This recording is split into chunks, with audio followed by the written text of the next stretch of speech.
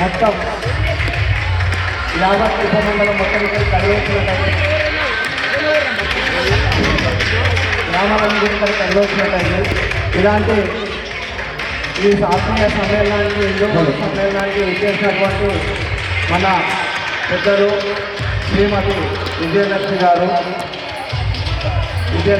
భాస్కర్ విజయలక్ష్మి గారు ఉప్పల్ నివాసులు. ఈమె ఎంఎస్సీ సైకాలజీ ఎస్సీఎస్సీ యూనివర్సిటీలోను అదేవిధంగా న్యూటనాలజీ స్పెషల్ నర్సింగ్ ఏఎంఎస్ ఢిల్లీలోను విద్యను అభ్యసించారు. 39 సంవత్సరాలు హైదరాబాద్లోని నీలపర్ హాస్పిటల్లో నర్సింగ్ సేవలను అందించారు. నల్లగొండ ప్రభుత్వ ఆసుపత్రి నుంచి నర్సింగ్ సూపరింటెండెంట్గా పదవి విరమణ పొంది అప్పటి నుంచి ప్రస్తుతం మహిళా విభాగంలో 2006 నుంచి భాగ్యనగర్ సికింద్రాబాద్ విభాగ కార్యనిర్వాహక బాధ్యతలు నిర్వహిస్తున్నారు.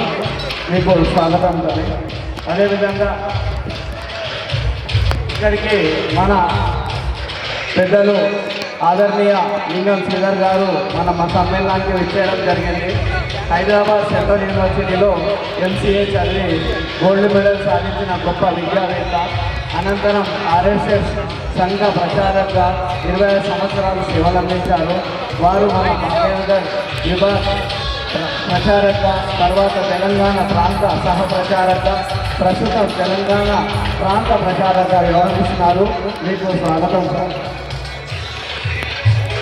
అదేవిధంగా కొద్దిసేపట్లో మన దగ్గరికి రాబోతున్న స్వామీజీ ఆదిత్య పరాజీ స్వామీజీ మహంకాళి మహాలక్ష్మి మహాసరస్వతి అమ్మవార్ల ఉపాసకుడు. ఏకభక్తం ఏకవర్షం కనకనేల నిద్రాపరుడు అయిన విరాంబాబుడు.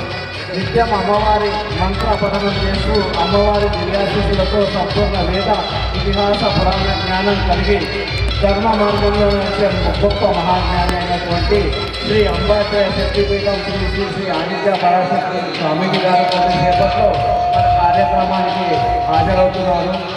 ఈరోజు హాజరైన మన ముగ్గురు అతిథులకు కూడా మనం సాధారణంగా ఆహ్వానం పలుకుతున్నామని ఈ సమ్మేళనంగా నేను కోరుతున్నాను.